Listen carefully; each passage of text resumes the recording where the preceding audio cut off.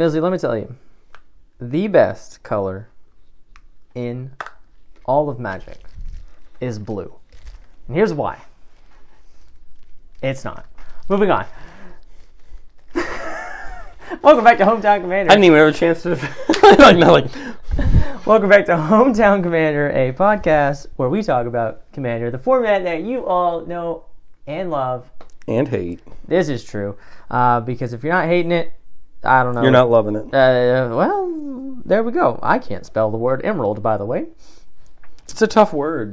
For some people, that some people is me. Millzy, this episode is coming out tomorrow, correct? It is coming out tomorrow. Yeah. Awesome, sweet. Cool. I just wanted to know not that we're saying that we're bad or good at recording, but yes, Mikey, it is coming out tomorrow. No, I think it's fine. We're going to be the freshest of freshest. Fresh and Fit podcast? No, I was kidding. Shout out to the Fresh and Fit podcast guys if they're listening to this. I doubt it, but... What's a Fresh and Fit you podcast? Never watched Fresh and Fit podcast? Well, you need that experience on your own. All right. See, this is why I was hoping that it would be going out tomorrow. See, I just want everybody to know the kind of day that we've had so far. I feel like you had a good day. I mean, if you call being buried in paperwork a good day, then sure. Okay, you did not have a good day. I think the highlight of your day was two things. One, you just got some new RAM in. The wham. Which really threw me off because I was like, what is... Don't talk about what's on my desk. No. Here we go again. I do it all the time.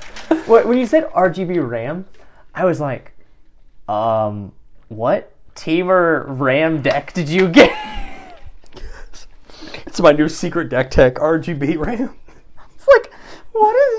It's like, what is the Teamer RAM? I know nothing about. I was like, I know almost every... We need to make a deck called Teamer RAM now. I'm pretty sure there's actually a Teamer RAM. There's a Teamer Ref Writer. It's on a RAM. For the listener, I'm going pro gamer with my computer and getting as much RGB as possible because, it increases the performance. Oh, 100%. It doesn't just bash it into the ground, I guess. I bought RAM a long time ago, so it was time to upgrade my RAM, and I was able to find some G-Skill Trident RGB for cheap, and one of my favorite looks for RGB RAM, so I was happy to pick it up. But that's beside the point, guys. Today...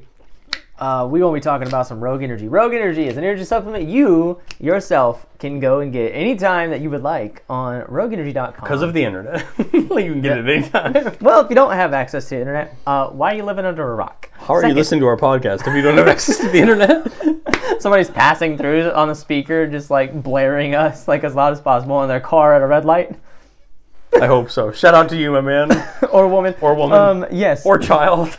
Rogue Energy. Go get some good. I am jamming down on some strawberry lemonade right now, the extreme version. So it has extra caffeine. So I got 300 milligrams of caffeine. It's got all that caffeine you love. None of that nasty sugar or carcinogens or whatever's in there. And some of those beautiful vitamins that you need in your life. I can't say that it has all of them. Go use code HOMETOWN, 10% off your order. Guys, we got a Discord. We keep mentioning the Discord, and we need to keep mentioning the Discord until we get everyone in the world on our Discord. Vladimir Putin, where you at? I took the time the other day after the reveal stream to try to dump all of my screenshots into Discord, and Discord yelled at me because I tried to upload too many photos. So there's that, apparently. How dare Discord do that? We got a YouTube channel. Hey, well, we're doing our best. We're trying our best, man. It's a lot. I feel like we've gone from being really confident about it to we're doing our best. Listen, when you start having the days that we've had over the past few weeks, you're just I get you. I get it. We'll have openings coming up for Capenna when the set comes out, so we're definitely looking forward to that. But, Mikey. Yeah. Today, we're back for our last head-to-head episode of Kamigawa. Man, this set is strange. We've done a lot of fun stuff for Kamigawa. We've talked about some cool commanders. We've talked about some cool strategies. We talked about vehicular units. Yeah.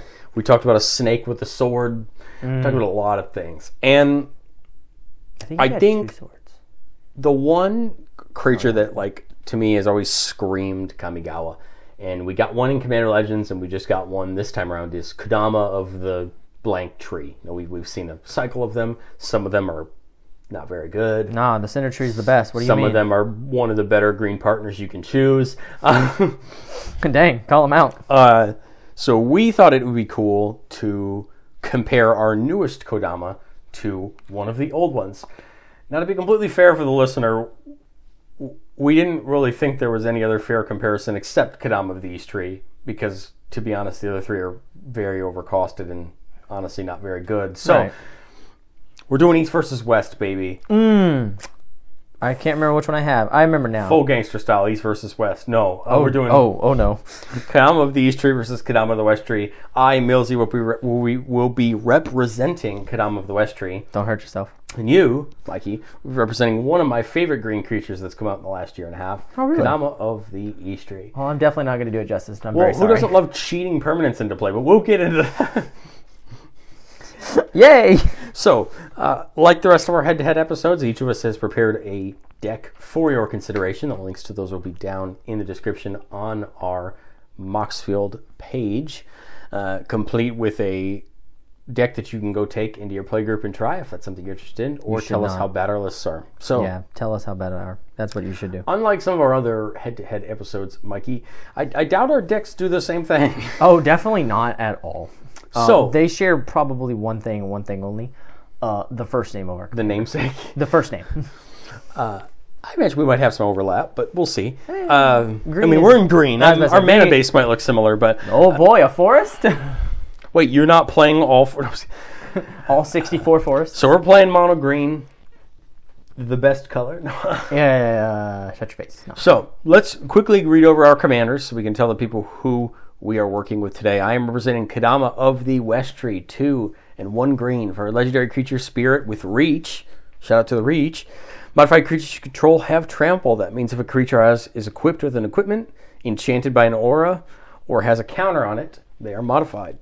This is whenever a modified creature you control deals combat damage to a player, you search your library for a basic land card and put it onto the battlefield tapped, and then shuffle your library. What a good time. What a good time to say that modified... I like the mechanic. It's pretty decent, man. I like the mechanical. It gets the official hometown commander pretty decent rating. Looks down, seems decent. Yeah, Kodama of the West Tree, great commander. Glad it came out when it came out. I think it came out in a perfect set. Shishiro. It goes in every Shishiro deck. It goes in probably something new coming out. Wink, wink, nudge, nudge. Yeah. I want you to know that I have been playing against this recently on Brawl for both historic and standard Brawl on Arena. And you're hating your life. It's actually pretty good. Okay, good. I'll be honest. Nothing like a turn 1 Pelt Collector into a turn 2 Barkhide Troll into a turn 3 Yorvo, and now you have 3 creatures with Pulse and counters on them. Turn 4 they smack down the Kodama and just trample through and get free lands, and you're just like, well, the game's over, clearly. Jeez, that's gross. No, I'm not using 2 of those creatures in this list because, I mean, how often do we really have the privilege of playing good one? I mean, there aren't that many great 1-drops in Commander that aren't mana dorks that are really good enough to be turn 1 plays. So we needed to go a little bigger for my list when it comes to +1/+1 counters. But I'm playing, of course, +1/+1 counters, and your Kodama is Kodama of the East Tree. Yo! I got Kodama of the East Tree. 4 and 2 green from Commander Legends. Legendary creature Spirit. You're just gonna go off the rip here. You're not even looking at the card. Reach. Yep. It's a 6/6. Yep. I'm going to try to word this ability right. I know what it does, but I have to think about how it's worded. Okay, you're fine. Whenever a permanent enters the battlefield under your control, if it wasn't put there with this ability, you can place a permanent, I think it's with less CMC from your hand onto the battlefield. It might be worded prettier than that. But. No, yeah. I mean, you basically hit it on the hill. Hit it on the hell? What? Hit it on the head. Whenever another permanent enters the battlefield under your control, if it wasn't put onto the battlefield with this ability, you may put a permanent card with equal or less converted mana cost from your hand onto that makes sense because you can do lands, and lands have the same CMC. So that makes sense. Okay, I apologize, guys, that I didn't have it in front of me when I rattled it off from memory, but yeah, definitely an all-star in Goreclaw. It's an all-star in a lot of fun. It's just an all-star. Like, this dude is nutty. I mean, it's one of the most popular green partners of all time, just for its ability. Yeah. So how did you choose to take your Kodama? I am playing Reach Tribal. Ooh. Oh yeah. Flyers beware.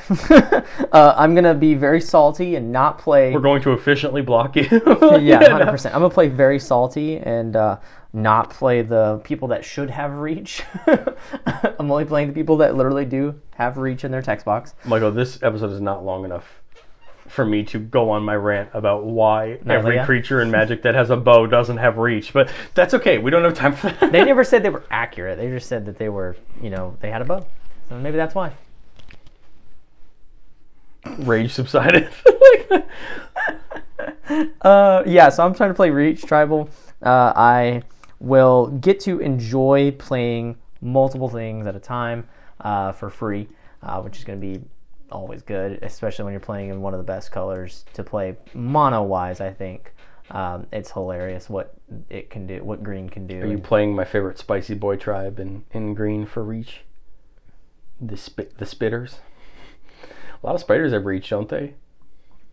Are you playing almost Spider Trouble? No.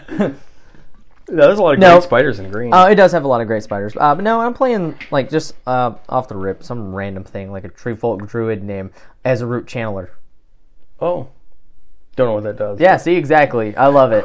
This is my favorite part of this show. And listener, listen. If I can pull out a card that Millzy doesn't know, I've done my job and I can go home happy. You really have. So, +1/+1 counters on my end, Reach Tribal on your end. So let's take a chance to talk about how our strategies work. So my Kodama says that creatures who are modified, so either equipped, channeled with an aura, or +1/+1 counters, have trample. So we have a trample enabler on our commander. So I chose to go full +1/+1 counters. And the reason is that's actually pretty easy to do. Yeah, as it turns out, there's a whole tribe of green creatures that come in with +1/+1 counters. Turtles. No. I'll give you a hint. Some of them have more than one. All of them have more than one head. Even the turtle Hydra? Pretty sure he does, yeah. Yep. We're talking about Hydras, baby. We're playing a Hydras. Yeah. We're not playing all Hydras. We're playing a few select Yum Hydras. Oh, I'm sorry, what? We're also playing... we need to play cards that enable our +1/+1 counter strategy, so we're playing stuff like Champion of Lambholt, which is going to make creatures that we have +1/+1 counters unblockable. We're playing Armorcraft Judge, which is going to let us draw a card for each +1/+ creature with +1/+1 counter on it. I'm playing one of my favorite Zendikar mythics of all time, Undergrowth Champion. Good card. And most of our stuff cares about +1/+1 counters. We have the Vorinclex Monstrous Raider to enable our +1/+1 counter strategy. And almost all of the support in our deck either gives us +1/+1 counters or is going to buff our creatures up so that we can, even if they have just one +1/+1 counter up on it, it's going to take advantage of that that trample. We're playing a couple auras because remember, if we can enchant a creature, it still gets modified. So we're playing things like Hydra's Growth and Rancor because they're still going to give us good stats. But I tried my best to really focus on either getting +1/+1 counters on our creatures or keep putting more and more +1/+1 counters. So we get to play stuff like Roiling Earth from Kamigawa, where you put a +1/+1 counter on your creatures, on a creature each time a land comes in, which is actually a really good combo with Kodama because when you attack with the creatures and you get the lands, they come in, they enable a Roiling Growth. We got to play two cards in here that I have yet to really make work in commander decks. The first is Path of Discovery from Ixalan. It's a card that says whenever a creature enters the battlefield under your control, it explores. Cool part about that is it says a creature, not non-token creatures, which means that for our Scoot Swarms and our Avenger of Zendikars, we get to explore. Explore basically means you look at the top card of your deck. If it's a land, you put it right into your hand. Nothing else happens. Otherwise, you put a +1/+1 counter on that creature, and you can either put that card back on the top or put it in the graveyard. It's a really good ability. That's pretty great. And when this counts for tokens, if I can make 1 or 2 tokens a turn, I kind of get to scry, right? Which is always good. I'm also trying out the Concord with the Kami. It was one of the cards in the commander deck, in Chishiro's commander deck. At the end of the turn, you kind of get to at the end of the turn for Concord the Kami, you either get to put a +1/+1 counter on a creature that has one, draw a card if you control an enchanted creature, and create a 1/1 creature token if you control an equipped creature, which we do have a little bit of everything. So that's in there as an enabler. Same thing with Glorious Sunrise. It's in there just to kind of give us some recurring value every turn. We're going to have it. We're playing a couple other trample enablers, of course. We don't want to rely on just a creature having a +1/+1 counter to give it trample. We need to make sure that we have other things to promote our creatures getting trample. You know, we're playing our Ozolith strategies so that if a creature dies with a +1/+1 counter, we can take them back. Yep. Of course, we're playing the best green artifact ever made, the Great Henge, to help give our creatures +1/+1 counters. Pretty great. But I tried my best to kind of get cheeky with more than just giving a creature +1/+1 counters. Now, remember that modification is counters, not +1/+1 counters. Mm-hmm. So we're playing Vivian Monster's Advocate, who makes tokens that have a reach, vigilance, or trample counter on them. And we're also playing Invoke the Ancients from Kamigawa, who makes us 2 4/5s with our choice of, a vigilance, trample, or reach counter. So those are kind of free ways to get, modified creatures for cheap. But a lot of our creatures are either Hydras, or they're creatures that are going to enable us to give +1/+1 counters to other creatures. We're playing the card that should have been in the Chishiro Precon, Nissa, Voice of Zendikar, because that basically can put a +1/+1 counter on every creature we control, which is going to make every creature we control modified. Yes. And the other card that I'm happy to finally put in a deck is a mythic from Ravnica Liege. It's Biogenic Ooze. It's an ooze that when it comes in, makes you an ooze token, and at the end of your turn, you put a +1/+1 counter on every ooze you control. So, goal here is we get one token with when it comes down, but for 4 mana, we can make another one. So if we have extra mana, let's say we have a Nykthos out there and we're getting a ton of mana, we can make a bunch of oozes and just start propping them up. There you go. And getting value that way. I actually ran into the problem of having too many cards I wanted to mainboard. The joke I had before we started recording was that this deck, at the time of recording, is still sitting at 102 cards, and I'm not sure what to cut. I keep going, okay, this card, and then I take it out, and then I want to put it back. So I'm not 100% sure, but I think this deck feels really good. It should ramp pretty well. I'm playing a lot of good ramp, both spell and enchantment ramp. And because we're going to play the tokens, we get to play stuff like Cryptolith Rite and Song of Freelis to really push our mana forward. So I think we really should probably have no problem with, in all reality, producing a ton of mana. Now, because we're playing primarily Forest, I don't know if you made the same distinction, but I am playing Nissa, Who Shakes the World from Zendikar, or War of the Spark, which is going to double up all of our mana tapped from Forest. I'm not playing Zendikar Resurgent or anything crazy like that. I kind of wanted to leave that spot for something that's going to push my counter strategy forward. Mm-hmm. But I feel like in my small amount of gold fishing with this list, we should be able to hit that center mass with +1/+1 counters pretty quickly. Oh, yeah. And we should be able to kind of push our strategy forward pretty quickly. We ideally want Kodama to come down on the turn he enables us to start attacking with trample. So we want to get a couple, maybe get a creature or two with +1/+1 counters on them, and then drop Kodama, or put him down and immediately get a counter on him and start pushing in, and doing the damage. That's pretty great. I like it. I mean, excuse me.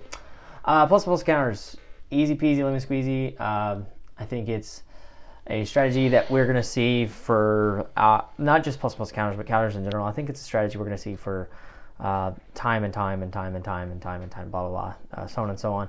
I love the Glorious Sunrise. I think that's a great card.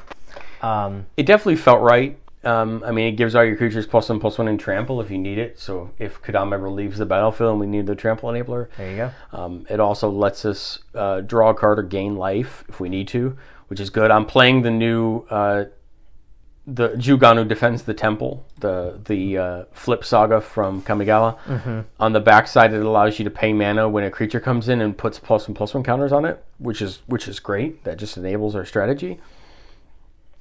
I'm also playing a land that I feel like doesn't get a lot of love, but Crawling Barrens from Zendikar Rising, the one where you can pay mana to put +1/+1 counters on it, and you can turn it into a creature. If you have the spare mana, you can toss it on there, and it's probably going to snake through and do some damage when you need it. The good part, though, here is we have Trample almost on stat always. So we know we can focus on playing our big creatures and hitting through with them. And I tried my best to find consistent ways to give our creatures +1/+1 counters.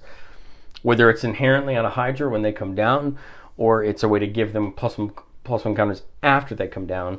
I try my best to make sure that we're kind of always having a way to either have a aura or equipment handy to attach to something, or get +1/+1 counters and everything. And I think the list will do a good job. You know, of course, we like we've said in the past, we don't test our lists before we talk about them. So I don't have any proof of that. But I would guess if you took this list and went to a table, I don't think you'd have any problem getting your modified up and running fairly quickly. No, definitely not. I've played against a Shishiro deck already. Right out of the box, and I mean it works. It's fine. It does what you want it to do, which is great, and good to see. Good to see the deck actually function properly and do the stuff that you love. I keep on thinking about the +1/+1 counters, and I think of all the different synergies that you have with it, and they're endless. They're endless, yeah. I mean, I was thinking about a card called Laid to Rest. It's also from Crimson Vow. The first part doesn't really kind of matter with your strategy. It's whenever a human you control dies, draw a card. But that second part, whenever a creature you control with a +1/+1 counter dies, or +1/+1 counter on it dies, you gain 2 life. Some kind of little benefit for, you know, if you're in a heavy combat game or something like that, and you have some kind of like way to, you know, really, really get back the value of losing a creature. Yeah. So I think I really focused on, if we're going to enable the trample, we need to use it, right? Yeah. If we're going to get given the ability to hopefully have the upper hand in the combat, we need to use that. We can't wait forever, right? We need to make sure that we're pushing the advantage when we have it. I think that's what the Hydras do well for us, is getting out there and being big and kind of putting threats on the board. The other part is, hopefully with our enchantment support, our attacks are just going to get better and better and better. I had greatly considered Beastmaster Ascension for this deck, and I didn't put it in there. The only reason is I honestly couldn't find a spot for it. I needed to make sure that all our redundancy was there to make sure that we get our strategy online quickly. I avoided a lot of what I saw, like on the EDH page, was playing a lot of those mana dorks to get yourself started quickly. Yeah. I have always found good success in my personal builds with playing the Sorcery Ramp package with the Wild Growth, Utopia Sprawl, Fertile Ground type package, and I've never really had that issue. So I chose to go the Enchantment Ramp route. And part of the reason is I do have cards that can animate lands. And so if you animate a land that has a Fertile Ground or a Wild Growth attached to it, it's a modified creature and is going to get trampled. Yeah. So I don't know. I think there's different ways, of course, you can take it. But I really wanted to make sure that we're getting all of our bang for our buck. That if we're only going to see our 15 cards per game, I want to make sure that we get as many relevant cards as possible to push our strategy forward. So Reach Tribal. If you're thinking what you're thinking, you're right. I don't know what you're thinking. I don't know what I'm thinking. So. Reach Tribal. Give me 1 second, because I am trying to think of something. Okay, that's exactly what it's called. Okay. Anyways, yeah, so Reach Tribal. I wanted to go with some kind of easy... No, I don't have it up there. I'm very sorry. It's still in my secrets. I definitely enjoy us not seeing each other's lists beforehand. That's the one thing that we've started doing, is not showing each other our lists, so that, especially when we do the same commander, we're not influencing each other on cards that we pick. Yeah.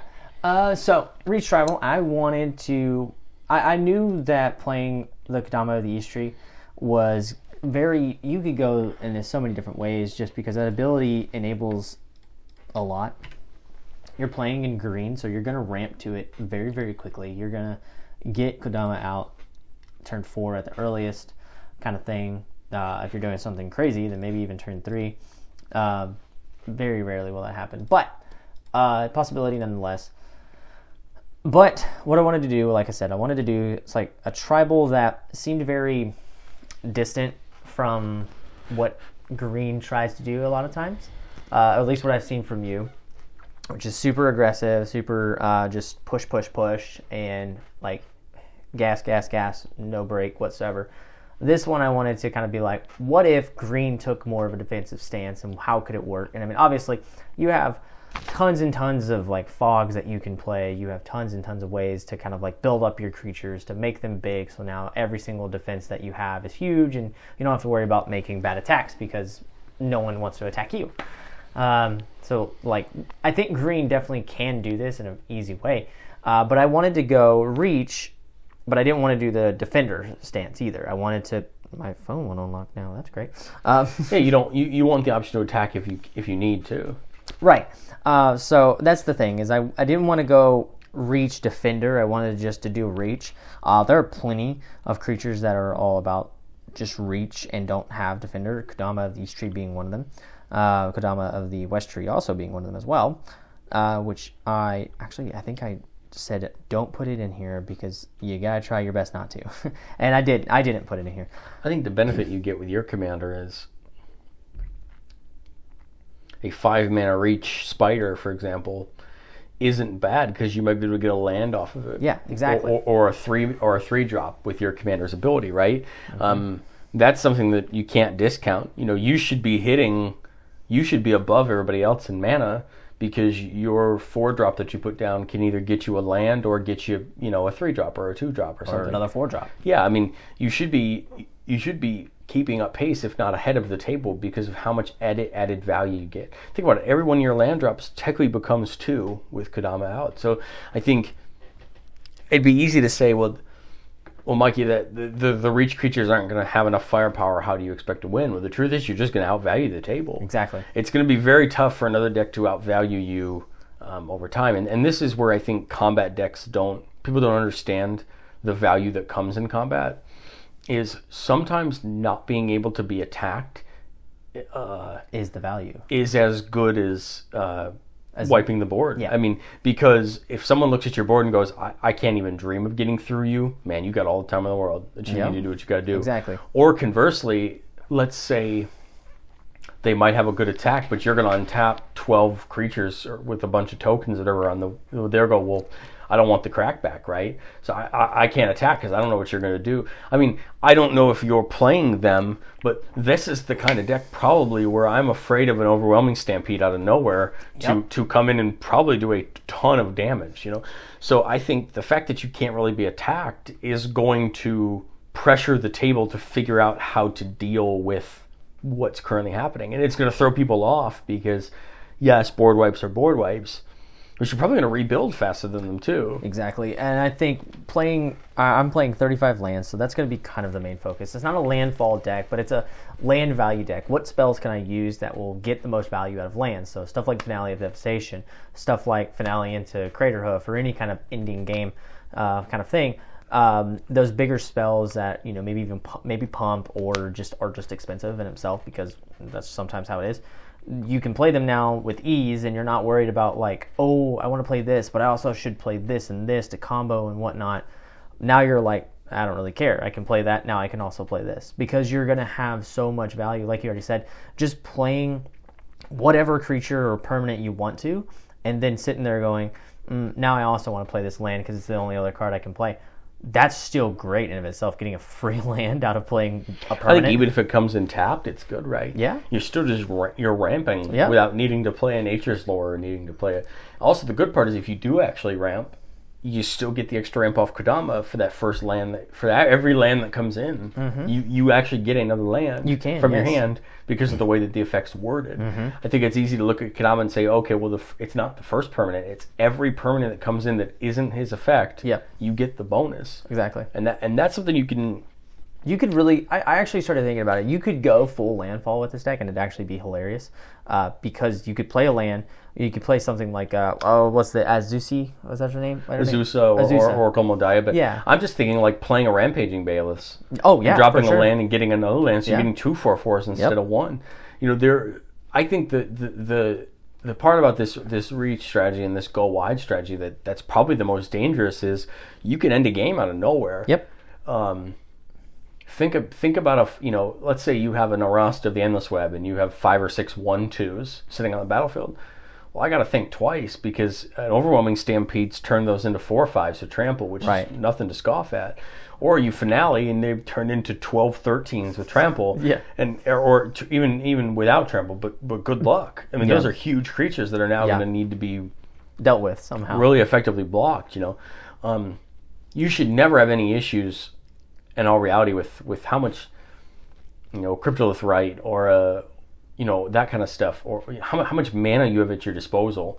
Even if you get board wiped, you should be the first one to be back to where you need to be because of just how much extra stuff you're going to have. Right, yeah, for sure. No, yeah, I liked the idea of just kind of like putting a bunch of value out there. I say value like it's actually just great. I mean, it's just like a 3/3 with reach is it's fine. It's nothing to go, oh wow, that's impressive. But like it costing whatever mana it cost. What is that one? That only costs 2 mana. So I was looking at Bamboo Grove Archer from Kamigawa. But I mean, like I can still do so many different things with it, and I can go so many different ways with it as well. My favorite thing that I really wanted to do was be like, okay, if somebody is going to have a Flyers deck, this is the best counter that I could find for it because it was just something interesting to go for. But I mean, every single permanent is going to not just be like I'm going to counter Flyers. It also is going to be like what you already said. I'm going to continue to ramp faster than most of the table, if not the whole table. And most Reachers tend to do very well in combat because they're going to have a lower power, but they're going to have a higher toughness. Right. So they're going to block without dying. And then hopefully your opponent's tapped out. And I mean, to me, it's just most Reachers are just very good at blocking, which is what they're intended to do. Right. You block beneficially for you, and you kind of, even if your opponent has, let's say your opponent has a 10/10 with trample, you block with 2 1/5s, you don't take any damage, and you're okay with that. Or you block with a couple 2/4s, and you're okay. So there's a lot of good value there. I think it's not splashy, right? No. It's not a top 30 commander on, EDH Rec. We have all these crazy combos and there's all this. No, but I think this is where I've always felt that mono green can make a lot of things work just with how much mana you have access to. Oh, yeah. I don't think people realize that, you have tribes in green, like squirrels, who are kind of unimposing as a tribe, very small, you get a lot of them, but when you have enough mana to make it relevant, oh boy, you know what I mean? Exactly. And I think that's what mono green just provides you, is all of this mana to push your strategy forward. And I think the best part about this list is probably if I wipe the board, you're going to rebuild before me. Yep. And then my board wipe's kind of not very good because how else do I do it? Now the best part is, I mean, I haven't seen your list, but I'm assuming, knowing you're still playing the fogs and stuff like that. And you have one of my favorite fogs of all time in Arachnogenesis, which is just going to make you a bunch of Reachers. Yep. Good luck attacking through your Reachers in the first place. And if you do, you probably always you might have the fog handy just in case you really need it. Right. Yeah, I mean, and you're playing in a color combination that doesn't mind pumping its creatures up just a little bit. I mean, you can play something simple as like a Sylvan Anthem, and just, I think it gives it only +1/+1. Is that correct? Yep. Yeah. I mean, still, even there's that additional +1/+1. It's not a +1/+1 counter, but you're still giving them that extra power and toughness that could be necessary in a good block. And that's what this deck is really looking for, is like, what's my best block? What's my best block? I think like the unexpected all-star here is Unnatural Growth. Yep. Because it says every combat, not just yours. It's in here. So your 2/4 turns into a 4/8. Yeah. On somebody else's turn to block, and that's not fun to block and to attack into. So I think, there, like you said, there's definitely plenty of ways that you can make yourself not a good attack. And I'll be honest, not being a good attack is going to survive you long enough to get what you need. Yeah, exactly. I mean, I was trying to think about, like, I think I do this with a lot of deck building, even for my own personal decks and whatnot. Like, I started thinking, like, okay, if somebody was playing this kind of strategy, let's say, like, if somebody was playing, like, a discard strategy, like, somebody's trying to discard my hand and everything, like, how can I get around that and stuff like that? I mean, okay, well, then I just start playing, like, I'm not familiar with green cards like you are. Like I think it's Garrick's Uprising. Is that correct? The draw card. Yep. Yeah. But you also have stuff like Regrowth. You have Balagad Recovery. I was about to say that too. You have Wildest Dreams. You have all these ways to get cards back. Yep. You know. So yeah, I was like thinking like cards that I could draw off the top of my deck, and I was also like Eternal Witness and just cards that you pull from the graveyard as well. I have those as well in there, and it's just I think it's such a malleable strategy that you can pull with. Like I mean. Like Reach itself is fine. You don't have to go with Reach with this Kodama. I think this Kodama is just so interestingly different than a lot of other commanders, and it also just has partner in it. So I mean, I could add this with any other partner commander. And I think it does fine. Yeah, I think you're definitely not going to see.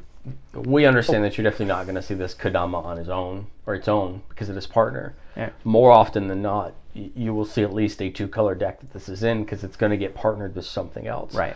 And most of the time, to its benefit, it's going to get partnered with something else. We just thought it'd be fun to have this mono green experiment of it on its own. Right. Which I think it's still, you could still run this. Strong, yeah. You could still run Stompy with Kodama of the East Tree because as soon as you get it out, you play a 5/5, you get another 5/5. You play a 6/6, you get a 6-drop, you get another 4-drop. You just get so much value that you wouldn't get normally, and that's why I love Kodama the East Tree and a lot of the green decks I play because it enables your mid-range strategy to push forward.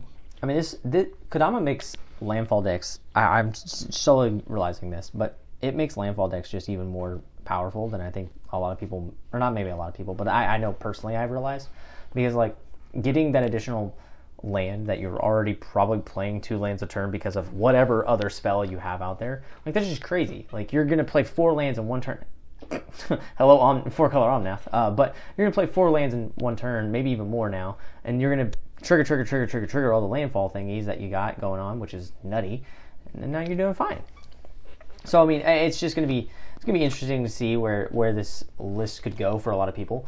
I mean, I know for me personally, like I'll answer the question already. Like, no, I'm not going to build this deck out, and no, I'm not going to test it and everything like that. Mostly because it needs to be partnered with something to give it a little bit of extra push.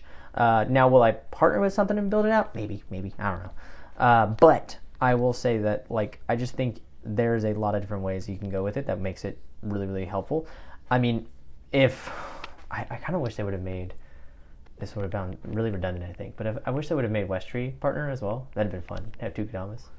Yeah, I think it would have definitely benefited from partner. But I think the other good thing about your list is you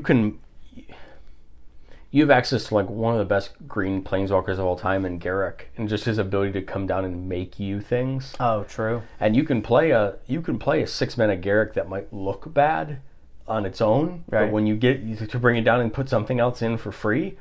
Not as bad. Right. Yeah, I mean, if you played a Garrick and then you Elder Gargaroth, like, hello.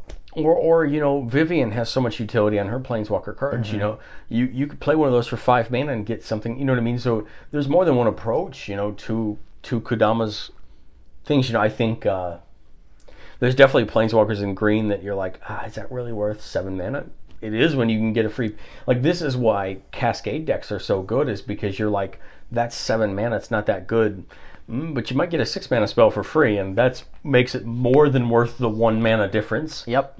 So it's definitely one of those things where I think it's about the approach. If you approach the building part of it right, and you really make sure that you're maybe spending all your mana to play that big creature, but you get to slide another permanent in underneath it, or you get to...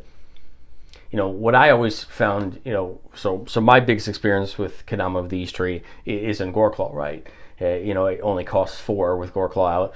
And I've had some pretty crazy turns when you realize that you play your larger creature that's discounted and you get to slip another one in for free with its ability. And that just comes down. I've played my whole hand once. Yes. Out of just dropping creatures in and then, dropping new ones in. My favorite thing was when you were like, I'm going to show you all the value of Castle Gambrig real quick, and then you like tapped Castle Gambrig, got the 6 green mana and put in 3 different creatures from your hand because of Goreclaw was already out, and I was just like, fun.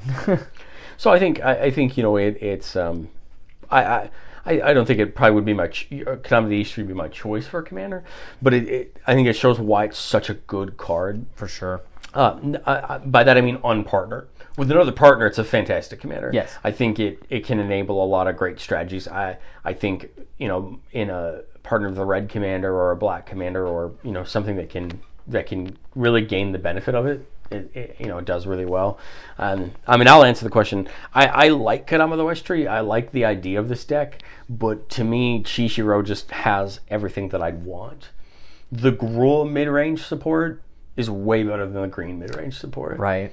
I would much rather have a Rhythm of the Wild, or an Invigorating Hot Springs, or a Gruul War Chant, or a Berserker's Onslaught to kind of push my strategy forward than Glorious Sunrise or a Sylvan Anthem. And plus, then you get all the red creatures and the green-red creatures in the mid-range strategy that are just going to push forward. The Rada Heart of Kelds of the world, and the Quartzwood Crashers. And so I think Kodama the West Tree is an all-star in Chishiro. This and Thundering Raiju are absolute all-stars in that deck. Ain't that the truth? I just don't think that Kodama the West Tree is a perfect commander on its own, but I think it's darn good. Oh, sure. I've made a list that I think is pretty competitive in just itself in green.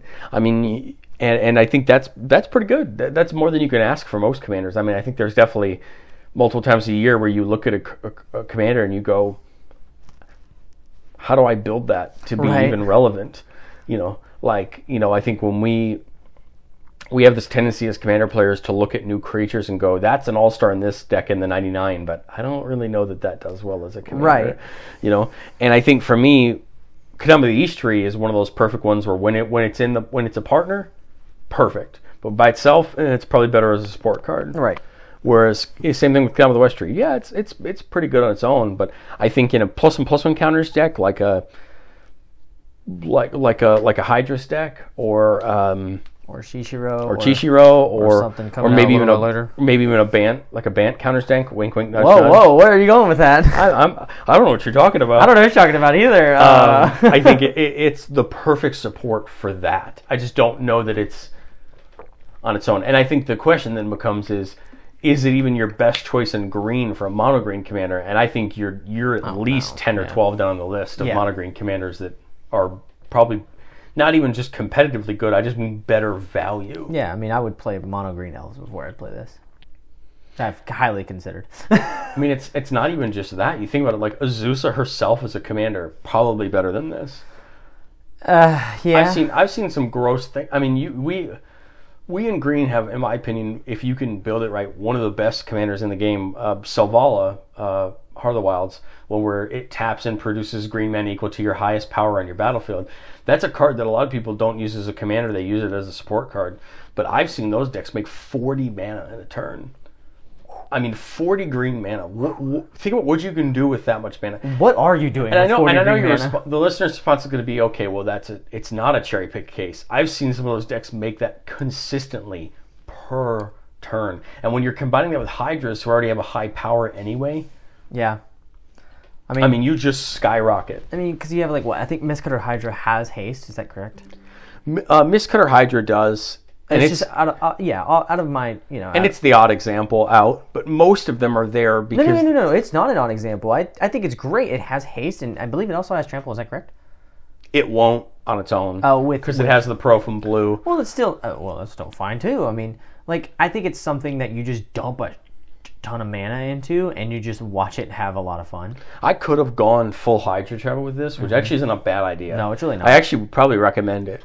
The reason I didn't was because, to be honest, there's a lot of Hydras that kind of do the same things. Right. And I wanted to have room for stuff like Rishkar. And I think Renata, Call to the Hunt's perfect for this deck. There's so many creatures that just do well here. Are you playing this wonderful Kodama in Zaxara? It's definitely been considered. Okay. It's actually really hard to find a spot in that deck for it, because it kind of I'm realizing with that deck that I need better draw support in it. And I honestly don't play a ton of basic forests, so I was about to say, this doesn't. I'm kind of worried that I wouldn't actually ever get enough value from it. So that is the thing that I think for any of the listeners out there, they kind of have to remember that the Kodama of the West Tree does go get basic forest, not any land. that you want. So basic land. yeah, so it is a basic land. Oh, well, that's still something too. I think you really want to play it in a 2-color combo. When you start going into that 3, you're really, really pushing the edge. I think that's why it's really good in a Chishiro deck where green-red doesn't have a ton of great dual land options. Right. So you're going to play more basics inherently. Now, if you're somebody like me who does like to play more basics than anything, because there are a lot of cards that I've seen that kind of just make you think that, oh no, I'm not going to get the value off it, but then I'm like, ha ha ha, I play like 14, 15, 16 basic lands. Thank you so much for giving me all this mana. Then yeah, go for it. But yeah, anyways.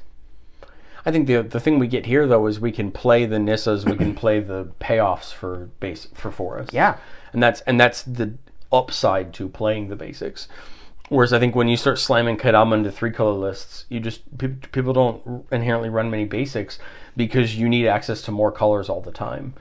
Oh man, now I'm thinking Shishiro Hydra Tribal just sounds like so much fun. It does. But the issue I ran into there is that I think you'll lose some of the tempo. You really want those mid-range 4 or 5 mana creatures that are coming to come down and put a lot of hurt on the battlefield really quickly. I see that, yeah. I mean, now my Chishiro list, which is, we did a head-to-head episode on Chishiro, Yes. and I've since changed my list. My list is to abuse combat. It's just to pull off as many combos as I can to either extend combats for a while or indefinitely, and just kind of use your advantage to push forward. You do get some of them here. I just don't think you get this deck. I think you scare your opponents by being too good at attacking, and you don't want to attack into this, but I think Chishiro just does it better because I think even the red draw support just helps. Yes. The green, red, gold removal is really good, and like I said, the combat enablers that you get in green red make the green red worth it. Whereas I think here you get paid better off for going tall, whereas with Chishiro you get paid better off for going wide. So I think there's a difference. You know? For sure. No, I think both have their places for sure. I like them. I think that's the thing, and I think kind of thematic as well. I like the different ways you can really, really run Kodama. Both the East Tree and the West Tree. I say thematic because I think they've had so many different iterations and they all look really, really weird and different. I think that's kind of cool too. But all that to say, I like that you can put them in a lot of different lists in the 99. I think both of them, you could probably run both of them in the same list and I think you're still doing fine, depending on your strategy, of course. I don't think I would... I think, personally, my East Tree is, and I say this with a caveat, of course, but I think it's a little too expensive to kind of continue to push as fast as you want to. But the caveat is you are playing in green, so you can get there fast with ramp and so on and so on. But I still think being 6 mana, it's very tough to get there and then kind of be like, all right, time to finally hit the gas pedal. It's like, no, your gas pedal should already been hitting like 4 turns ago. Like, what are you doing? Yeah. I think the other good thing about West Tree is modified is so generic. I was really worried when I saw modified for the first time that, well, before we knew what it did, I was really worried that it was going to be too specific. Like, they have to be enchanted or they have to have equipment. And I'm like, oh no, that's going to limit, right? That's going to limit what you can do. But when I realized you have 3 different choices on how to get them modified, that's really easy. Every color has access to colorless equipment. Yep. Green. Counters. Some of the best auras in the game. Or auras, yeah, that'd be great too. And counters, you have one of the colors that's the most prominent in a +1/+1 counter strategy. So, to me, that was my problem making this. My list was actually cutting cards. Like having too many cooks in the kitchen, so to speak, of needing to kind of simplify and go, we can't have 9 haymakers. We need to have 6 and build the support up. Right. We can't have all finishers and no ramp. Like we have to, Like we have to kind of have to make sure it stays consistent. Because at the end of the day, I think we make mistakes as deck builders when we look at our decks in the best case scenario and not in the most common case scenario. Like we see that 2 2-card combo we put in our deck, and we're like, oh man, this is going to be so cool. Right. I can pull this off. But what if you never see it? Yeah. So I think that's the thing I think you learn as you grow as a deck builder is that I mean, I'm learning. You start to learn that your consistency is more important than your splash. And I'm seeing that even with like I'm trying to construct a new deck right now, and I have I think 1, 2, 3, 4, 5 or 6 2 to 3 card combos in it, and I'm sitting here going, okay, cool, that's great. I'm glad that I have those, and I mean they overlap and everything, so I'll probably see them a little bit more than I would an average deck or anything like that. But all that to say, like, I'm not worried about those as much as I am worried about what my strategy is, which is just to, kind of, in that case, it's to sling some spells and get value off of either drawing cards or value off of damage, and just enjoy my time doing that. And if I can, continue to push the table over the edge to win, then great. That's what I want to do. Now, if I do see those combos, then that's even better. Then I just win the game. But I mean, like you said, when you get down to the nitty gritty of it all, you still have a 100-card deck, or excuse me, 99. You have a 99-card deck, and the fact that you may have your combo in your opening hand is like slim to absolutely nothing. Now you can tutor for it, and we have access to, if you're playing a creature tutor, or excuse me, a creature combination in green, and you have Worldly Tutor, and you can go get it, which is great. And there's probably like 4 or 5 different ones that I'm, of course, not, saying tutor-wise. But, I mean, you still have the access to go get them, and I get that. But it all comes down to what is going to happen in that table scenario. You can't just sit there and, goldfish 5 times and go, all right, there's my combo. Sweet. Let me do it again. Goldfish another time. Combo. Boom. Perfect. All right, this deck's great. Moving on. I don't need to touch it ever again. It's like, okay, well, if you don't sit down at a table, and then finally when you do actually sit down at a table, and then you just go, I just got mowed over, and I don't know why. And it's like, because you weren't accounting for what was actually going to happen. Like I said, when I was building this one, I was like, okay, if somebody like hit me with a burn deck or whatever, I'm like, okay, how can I like adjust to it and stuff like that? No, I wasn't like only feeding towards like every single different strategy. That's highly impossible. But I was trying to still push my strategy while also supporting it with somebody else's strategy that could be hitting me with. So as a deck builder, continue to keep that in mind. Like, you're going to face so many different things. Like, you personally, Millzy, run what? At the current time, you probably have 15, 20 test decks. It's a lot. And it's a lot. I mean, it sounds obnoxious, and it sounds overbearing, and it sounds... But I like it. Exactly. I enjoy that, so that's what I choose to do. So, I mean, even for me, as a player who plays against you, I have to continuously think about, okay, what is he thinking about making, and how is he going to run it, and how is he going to play it? Now, on the flip side of that, you are going to also probably encounter a lot of different people. So don't just build towards one person. I found myself doing that with my old play group. Now, granted, there was only 3 of us, and that's all we played ever. We never went anywhere to play. So that made sense. But even with like our table and whatnot, it's growing. And, it's not just 4 of us. It's not just 5 of us. There's, there's becoming more and more, and it's awesome. And I can't wait to like bring all of us together and maybe sit down with like, 2 to 3 pods and watch 12 people lose their minds. But I have to also kind of sit there and think, though, okay, if this person is going to play a red-green deck and they're going to play aggressive, how am I going to adjust to it with my deck building? Because I think it doesn't just come down to what you play at what time. It does come down to what's in your deck. I mean, if you have no answer for it, you have no answer for it. I mean, I was playing my birds deck Monday. I know I'm tangenting here. I'm very sorry. I'm going very long. I think it's a really good conversation because we're talking about 2 commanders here that aren't the highest powered in the world. So we're going to need to bolster our deck to be good against the high powered commanders of the world. Right. But I think your examples are good. And go ahead with your Monday night. So yeah, Monday night we were playing, and I was playing birds deck, and it's my birds bant deck. It's a turbo fogging kind of deck style. I say turbo fogging very lightly. It is huge fog, and the turbo is just kind of meh. It's getting there. It will get there even more with Capina. Thank you so much, Spara. Love you wherever you are, you demon bird. Anyways. Spoilers. Oh, spoilers. Oh, no.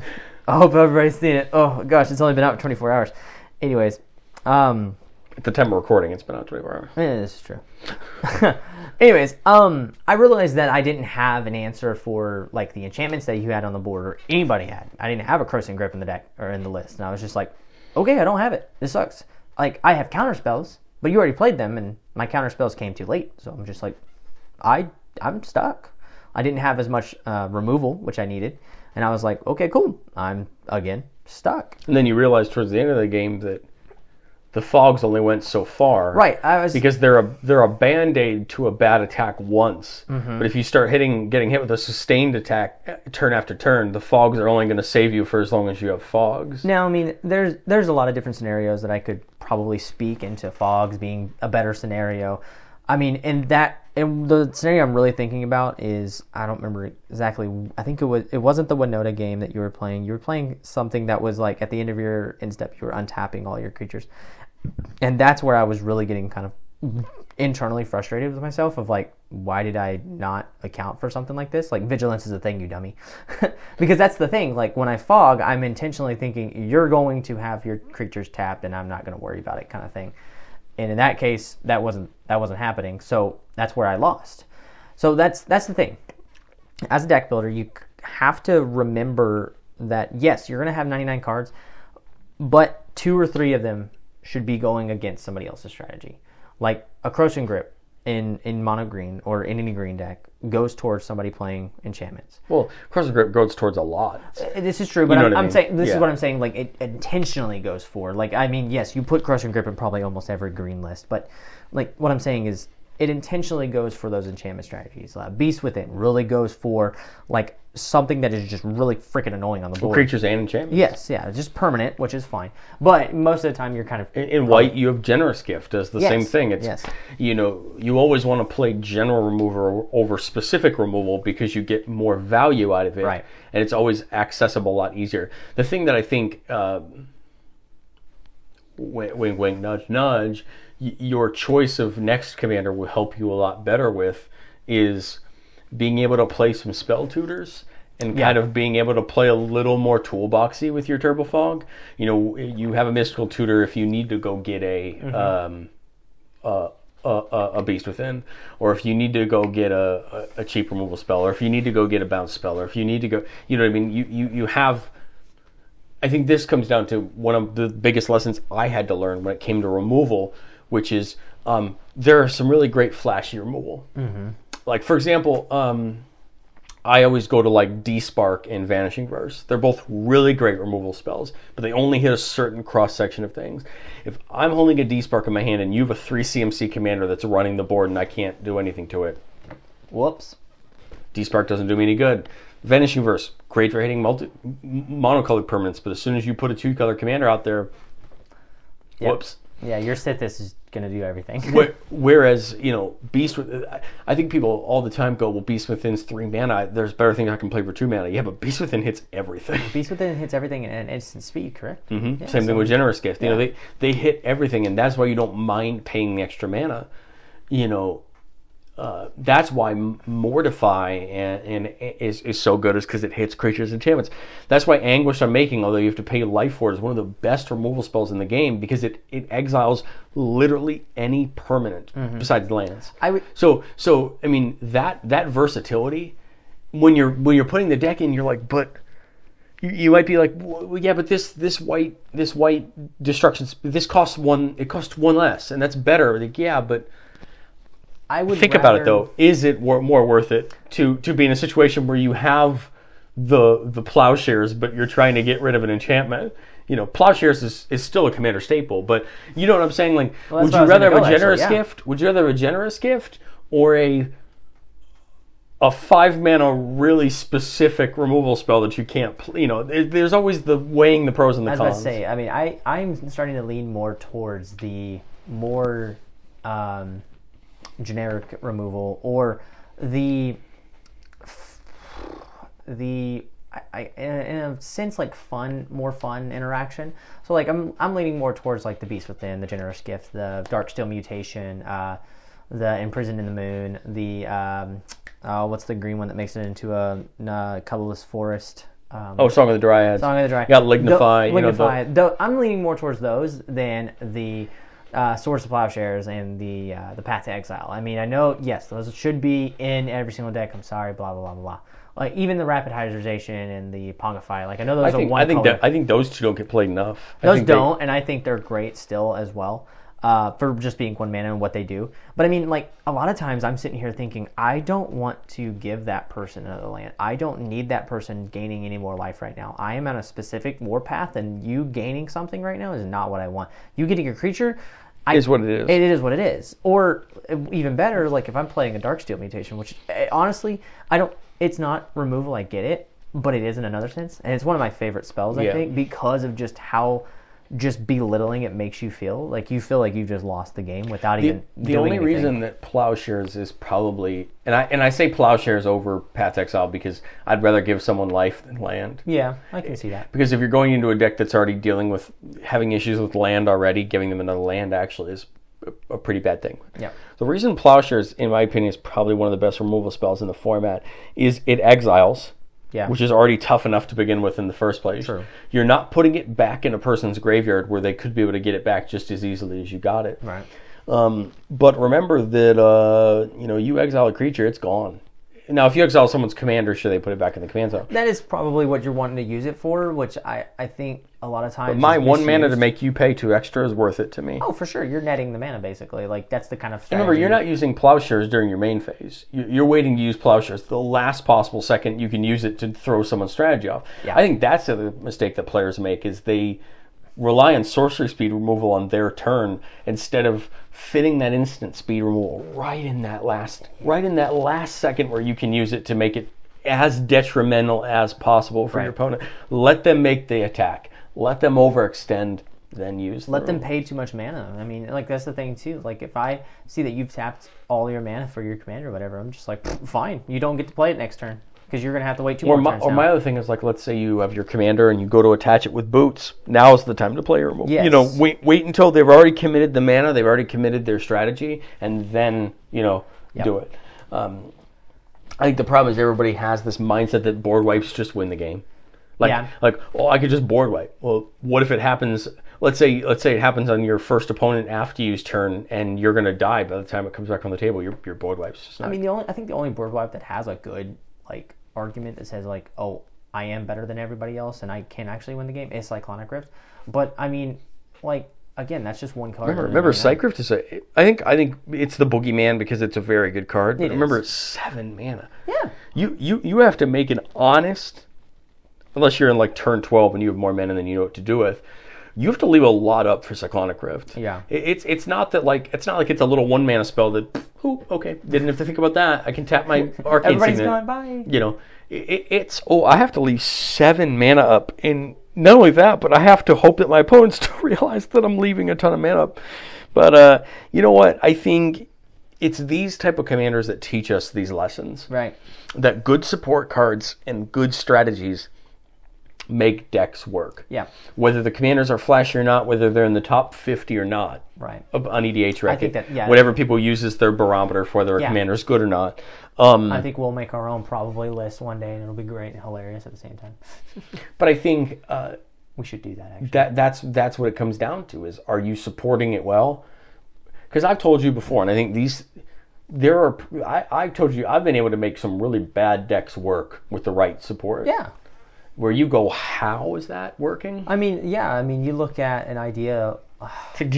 Do you have 14 unicorn tokens? Yeah, that's what I was thinking. You know what I mean? It's just like, what am I thinking? You're just wait, how did you do that? But it's the truth is, if you're playing the right support, and staples, yeah. But I mean to say that I hope this episode is a good lesson for you, listener, as it was a good lesson for us to know that the commander matters, but sometimes the right support matters too. I mean, I think I've said it multiple times. I don't know if I've said it. I'm pretty sure I've said it on the show before. But if you can play your strategy of your deck without playing your commander for the longest time, you've done something really right. You've done something really, really well. You've done really great on your building. Your play has been good. I mean, I'm not saying you're winning the game. right here, right now. No. Like, let's say you're like turn 6, turn 7, maybe even turn 8 at the latest, and you haven't played your commander once because you haven't had to because you're doing what you want to do. Your commander is just going to give you that extra little oomph, but once you play it, somebody's going to be like, get it out of here, kind of thing. It's done, yeah. So what's the point of even playing if you don't need to? If you're not being the threat, quote unquote, I know somebody saw my air quotes, sorry, but if you're not being the threat because you don't have your commander out yet, which I know a lot of tables kind of really, really look at and go, if they have their commander out, they're doing the crazy dumb stuff. I think, Mikey, what you're trying to say is, we released an episode about a week ago called How to Lose and Learn. Yes. I think you should go listen to that episode. I agree. I think that a lot of the lessons we're trying to say here are amendments to that. Yes. And yeah, I think for sure. That episode's it. But, guys, thank you so much for listening to us this afternoon, this evening, this morning, wherever you are at, whatever you're doing. While you're sleeping. In your dreams. We have, when this episode comes out, we will have... What is it, like 3 weeks? We will have almost, I believe we'll have 2 weeks officially left. And because the 29th is the release of Kodama. I thought that was in May. April 29th is Whoa. the release. Pre-release is the 22nd, 2 weeks away. Holy, that's so crazy. We're going to have 2 head episodes left before we get to Kodama. We got a pretty cool... We're really trying our best to highlight the 2 previous times we've seen Commander sets. We want to do something around the last 2 times that we've seen Commander, both Commander 2021 and then Commander 2020. So we're going to do something fun around those 2.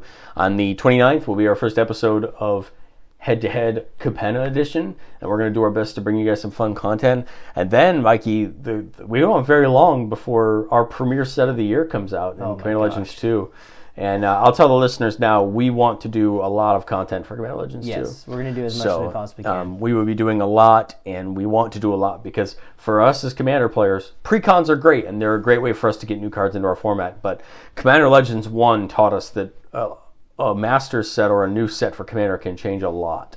And we want to be there and be ready to have some fun when Commander Legends 2 comes out. Give me the Commander Legends 1 reprints. I think my favorite part of the Commander Legends 2 reveal stream was when someone in the chat said, "Will Dockside Extortionist have new art?" And I thought that was my favorite cocky question of the whole live stream. Like it wasn't the reprint. No. Just straight up bold zesty. Will it have new art? Well, guys, thank you so much for listening. Check us next week for a new episode of Head to Head. Go back, check out the old episodes. I think we've done our best to give you guys a good array of content, and we'll be pushing some more content up over at the YouTube channel. If you're listening to this on our YouTube channel, thank you so much for listening to us on the YouTube channel. Please check out the openings we have, and we will catch you guys next time. Is this